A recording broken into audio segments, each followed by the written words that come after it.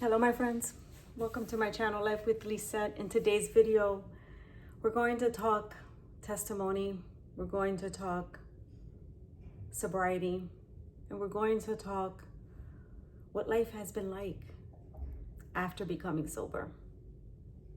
But in order for us to talk about where we are today, we need to talk about how this all started, right? Where did we begin? Where did this story begin? The story began on September 11th on 2018. I went into the office, what would have been a normal day. I had a one-on-one with my manager at the time. I got a calendar update that he moved the meeting up an hour. Thought that was strange, didn't think too much about it. Grabbed my notebook, grabbed my laptop, my pen, my water, my phones, and into a conference room we went. And as I turned the corner, he became very quiet. I looked in and there was the HR person and our vice president. He turned around and looked at me and moved his lips and said, "I'm so sorry." And in that moment, my heart sunk. My heart literally sunk because I knew what was happening and I had no control over it. And that was the very beginning of me losing control completely of my entire life. Yes, my entire life. I sat in as the words were murmured to me. It felt like I was underwater. Everything literally just zoned in. I thought that I was going to pass out. My nerves, my hands were shaking, my stomach was shaking. I couldn't even make sense of what was being said. I was trying to write notes. They were just scribbles. And I was told that day that my last day working at a company that I had been for 16 and a half years, that my last day was going to be December 14th, 2018. My world came crashing in. Because you see, for 16 and a half years, I identified with that job. It was a job that I loved. It was a company that I loved. I still do, because I actually came back. But if you want to watch a little bit more of that, I have a separate video on how that happened. But, you know, it was that moment for me, that realization that life isn't the same anymore. Life is not the same. This is not okay. I couldn't make heads or tails of what was happening. And truth be told, for 2 years prior to that, I was extremely unhappy. But I was complacent and I was comfortable. So I didn't have any urgency or any need to leave, to move on. I had signs. I did have people approach me to potentially move out of that role, but no. I was cocky, I was complacent, and I was comfortable. So when this happened, all of those moments flashed in my head, right? You get this kind of awakening, if you will, all while feeling numb at the same time. And they're talking to me, they're telling me, you know, with my severance, I can take the rest of the week off. It was a Wednesday morning, right? All these words are being thrown, but they're jumbled and I can't make sense of a sentence. And I remember just looking at them, and when I left that office, I didn't say anything to anyone. I had my laptop. I remember just throwing everything in my bag, grabbing my phones, just being in this trance and walking out of the building. As soon as I got out of the garage and I was onto the main road, I started to scream. I started to pound on my steering wheel. Why? Crying hysterically. I remember swerving. I was crying so hard I couldn't even see the road. I probably shouldn't have been driving. And I didn't know, how do I tell my family? How do I tell my daughters? How do I tell my husband this? And it wasn't due to performance. It was, my position had been outsourced and it was a strategic business decision. Fine. But I was still impacted. And how do I tell my family? How do I tell them this? I get home, I pull into my garage, and at the time we didn't have any sensors or anything, any kind of, you know, alarms or cameras on any part of our home. So my husband really didn't know when I got home, but I did call him, and he remembers seeing my call. He shared this with me later on, and he knew something was wrong because he knew that I was unhappy. And he said he just felt like something was going to happen. And he said the minute he heard me on the phone and he heard my voice, he knew. And his first words to me was, baby, we're going to be okay. We're going to be okay. But my story here today is not about my layoff, but it's important to bring it up because it is part of my story. It is where my life, it was the beginning of my life completely crumbling. My life completely just disintegrated from that point on. And when I say my life, I mean me, Lisette, myself. Physically, emotionally, spiritually, I fell apart. It was the start of a depression. It was the start of feeling the loneliest I have ever felt in my life. And although I have an extremely supportive family, my husband and my daughters, it was the moment and time in my life that I have felt most alone. And it was to no fault of their own. Because see, what they don't warn you, what they don't tell you when you are displaced, when you are laid off, is the mourning process that you go through. And you go through all the different phases of mourning. I was angry, I was sad, I was confused. I placed blame, right? I deflected. I didn't know how or why this happened. And now what? After 16 and a half years, I have to interview again. I don't even have my resume updated. What in the world is happening? I fell into the deepest depression I have ever felt. And I say deepest because I did have postpartum depression after I had my oldest daughter. And this was far worse. Maybe because the implications were bigger, right? We had more debt. We had a home. We had goals and ambitions and dreams. And the saddest part is that because I identified with that job, I carried my laptop on vacations. I was on call on my computer 16, 18-hour days on the weekends. Work never, ever went to sleep, and neither did I. I gave this position my everything. I created it, I curated it, I made it my own baby, and I identified with that role. And just like that, it was slipped right from under me. And I felt as though my baby had been taken away from me. And how could they? How dare they? I built this. I built this role. How can they take this from me? And I crumbled. The depression led from one thing to another. But the biggest thing that it led me to was alcoholism. And alcoholism is something that's very familiar in my home, in my family, around me. I am Latina, I am Puerto Rican. Alcohol is the main attraction of every party, of every gathering. It is expected that if there is alcohol, there's going to be at least a handful of people that will be stone drunk. That is the expectation. And you have enough alcohol for it. It was the expectation that there will be alcohol. Hard stop. And my whole life, growing up, I remember seeing family members come in being happy, and it didn't even require a holiday or a celebration. This was any Friday, Saturday, or even Sunday afternoon. But let's take a holiday, for example, or a celebration, a baby shower, a christening, a birthday. Family would get together. Everyone would come in happy and glowing and just so vibrant and joyful. And I remember as a child watching the changes, watching the transition from that happy, beautiful, joyful person to this mean, ugly drunk. And what I also remember growing up is that every single event, every single gathering always ended in a really negative way. A gathering or a celebration, as much as we love being together, when I say family, I mean extended family, my aunts, my uncles, my cousins, everyone would come together, it never ended the way it started. Never. After those gatherings, there was at least 2 family members that stopped speaking for a significant amount of time. Things were said that probably shouldn't have been said, and all due to alcohol. So this is my background. So alcoholism is something that's not foreign to me. My father suffered from alcohol. My brother's recovering alcoholics, one of them. My oldest brother was drinking up until he was diagnosed with stage 3 rectal cancer.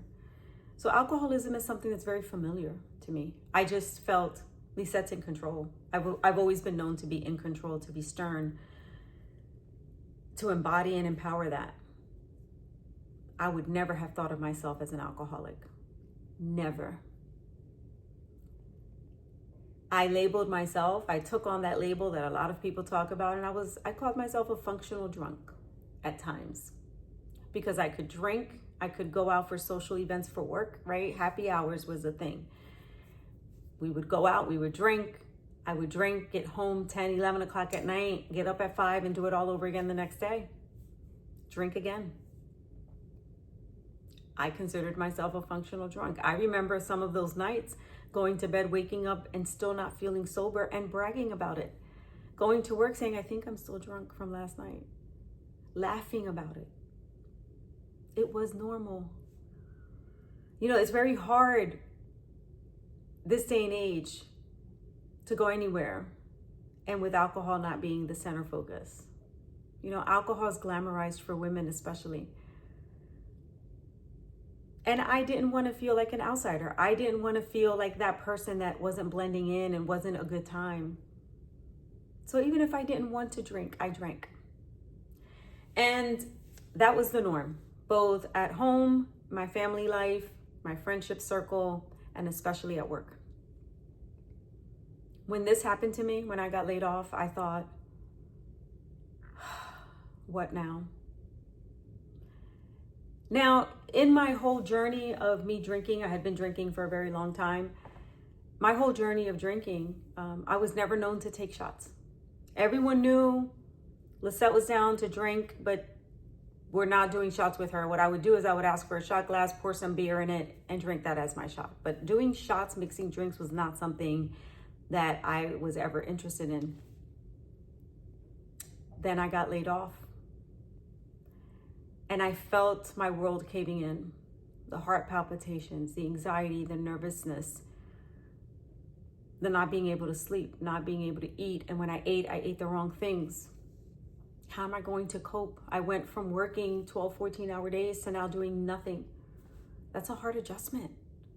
Again, it's part of that mourning process, the mourning phases of losing something that you identified with.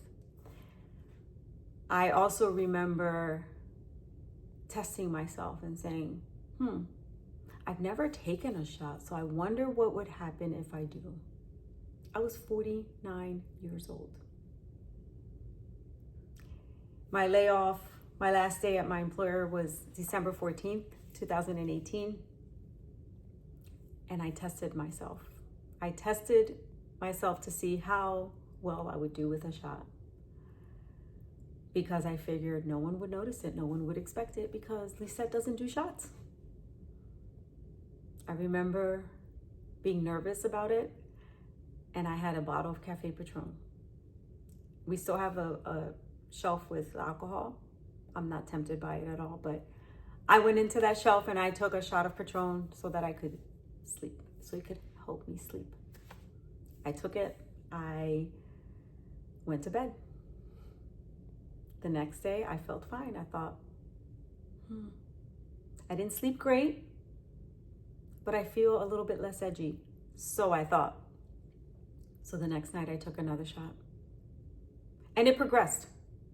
So from December of 2018 until November 10th of 2019, that was my life. My life revolved around drinking. And what I want to share here also is I was home alone. And I was a manic depressive at this point. I didn't want to get dressed. I didn't want to open the blinds. I didn't want to get out of bed. I had suffered an onset of melasma on my upper lip and on my cheeks. That added to my depression. I was a mess. I was the heaviest I had ever been in my entire life. I didn't know what to do. I lost myself completely. I lost control of everything. And as someone that prided themselves in being in control and being the fixer of the family, there I was, not even being able to fix myself. I knew my life was crumbling around me. I could see the desperation in my daughters, and in my husband. The wantingness to help, but not knowing how, because this was an area for them. This was uncharted territory. It was bad for them as it was bad for me. It was hard for them to see their mother turning into this person. It was hard for my husband to see his wife turning into this person. I started to become lazy and not care about things that I was always hyper-focused on, right? The cleanliness of my house, my hygiene, things that I was overly obsessed with, all of a sudden didn't care. By 11 o'clock in the morning, when everyone left to work and they were gone by 8 in the morning, from 8 to 11, I drank myself to an oblivion. I was stone drunk by 11 o'clock. I would go to bed and I would sleep until I would set the alarm on my phone for it to wake me up just in time for me to try to sober up before everybody came home, brush my teeth, get somewhat dressed, make it appear as though I was busy and doing something. I did this for many, many, many months. I used the excuse for the weekends. Weekends were tough because how am I going to hide my shots? How am I going to hide this alcohol that I am now dependent on? How am I going to hide it with me having a full house? So I got creative. Addicts become very creative. We become professional liars. And we make it sound really good. We make it very, very pretty. We present it in a beautiful package and everyone buys it. I started with, let's have mimosas in the morning. I would have mimosas in the morning. But those mimosas would turn into all morning mimosas. And I would get that high that I needed and I felt great. Even if it was just for a few hours. The problem with alcohol, much like drugs, is you want more because what you used to have isn't enough anymore. So you want more, you want stronger, you want a lot of it. And now this is a good time for me to put in a disclaimer. I am not a medical professional and I'm not a counselor. If you find yourself being addicted to a substance or to alcohol or to anything, I please ask you to go get professional help. Go seek professional advice from a professional counselor or get medical help. I'm just sharing my own personal experience in my sobriety journey. And it's important for us to face those demons, to face that reality of our life and how we got here. Because in order for us to celebrate where we are, we need to talk about how much we had to overcome.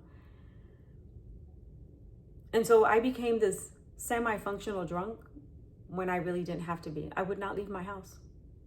And if I did, it was for very short periods of time and I felt the pressure from my husband to get me out of the house. But what I quickly learned was, because we were both cigar smokers, is, if I go to the bar, if I go to the lounge with him, to the cigar lounge with him, I can drink there too, right? So that's kind of what started me smoking cigars more than ever. My husband and I had been cigar smokers for many, many, many years. I took this to a whole nother level because I knew that it was my way to also drink. So I was satisfying two things with one and joining him. And he wouldn't think anything of it because this is something that we did. He soon quickly found out that I would not stop drinking. And it started to become embarrassing for him and for me. I remember this one night we had family dinner night. We went out for pizza at a local pizza place. My daughters, their boyfriends, their friends, it was just, I don't know, it was like 12 of us that went. And we all came back to our house to have game night.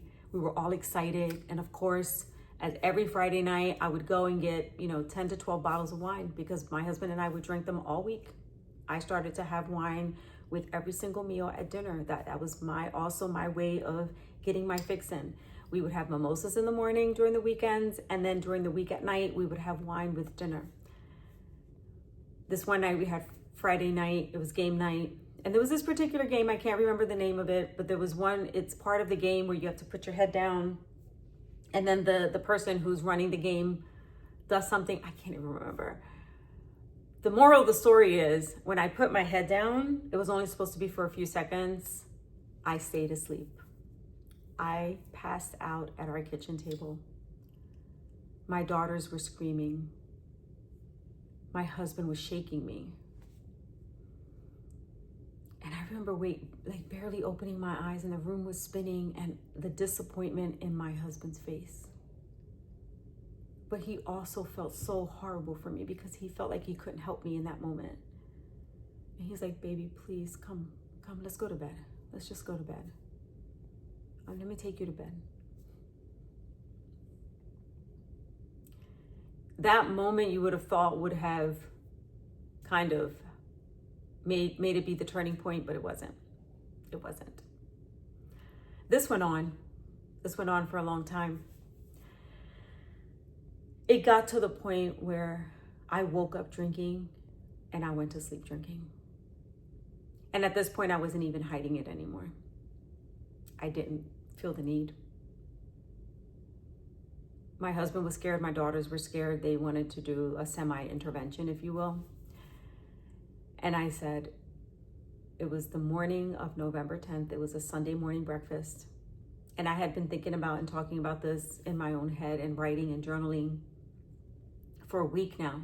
How am I going to tell my family? How are they going to believe me? I want them to believe me. But I had started to listen to a podcast of a coach who was at the time a coach of Beachbody. It is now Body. And what she was saying about her journey, she wasn't an alcoholic, but just being in postpartum depression and just her talking about her life, I felt maybe this is it. Maybe this is what I need. And after following her and listening to her podcast every single day, I binged listened all of her videos, all of her podcasts. I realized, you know what? I'm ready. And in the morning of November 10th, as we sat around the table eating breakfast, I told my daughters and my husband, I am starting a program. I am starting a workout program. I'm not asking for permission. I'm not asking for your approval or your consent. All I'm asking is for your support. And from this day on, I'm promising you that I am going to stop drinking and smoking for 21 days. If I can get past these 21 days, I know that I'm headed in the right direction. Because before I go into any kind of program or therapy, I want to do this. I want to try this. My husband goes, you want to stop drinking and smoking overnight? Do you really think you can do this? I said, yes. So I stopped cold turkey. And this may not be the story for everyone, but it is for me. I stopped cold turkey, and here I am 6 years later, and I have never looked back. I still do Beachbody workouts today. I have not had alcohol in 6 years. Today is my 6-year anniversary of being sober. And what this day makes me reflect is, number one, time does fly. Time is a thief. But most importantly, how much I have gained. How much I have gained because I am fully present in my family at every single event. I am fully present for everything, not just gatherings. I am no longer afraid of being the person that doesn't drink. I am okay being the person that when you offer me something, no thank you. I no longer have to hold a glass of club soda with a lime in it to make you think that I'm drinking something. This has been my progress. This has been my journey. And I have never felt better in my entire life. That horrible moment of me losing my job and losing myself, my life crumbling spiritually, emotionally, and physically around me, was the single best thing that happened to me. Did I know it at the time? Absolutely not. But I am as clear as the sky is blue today. I'm here to tell you that it was the single best decision that I have ever made. And outside the birth of my children and being their mother and being chosen to be their mother, I will say that it is the best thing that ever happened to me, was losing that job. I reflect often and I journal often about how many moments I have missed, either because I was buzzed or because I was drunk or because I flat out blacked out. I think back to the months, the hours, the years that I lost spending weekends in bed because I was hungover. How much better my stomach would feel if I didn't have to take all those Advils and all that medication from migraines induced by alcohol. I think about all of that. And I think about it because it reminds me of what I never want to do again. I journal about it often because it's my way of remembering the why. The why I don't do it. I didn't like who I was during that time. I didn't know who I was at that time. I was lost, I was confused, I was lonely.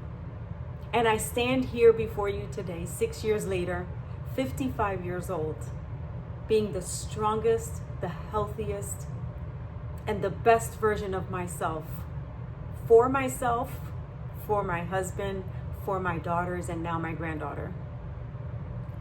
I could not be more proud of this journey. And I'm here to tell you, if you are someone that is suffering, if you are someone that is suffering with substance abuse, with alcohol, with any kind of addiction, first seek medical professional help. But secondly, I want to be proof, and I want to be the encouragement and the inspiration that you need to know what's on the other side. And the reality is, I will tell you what I was never told. You have to go through it.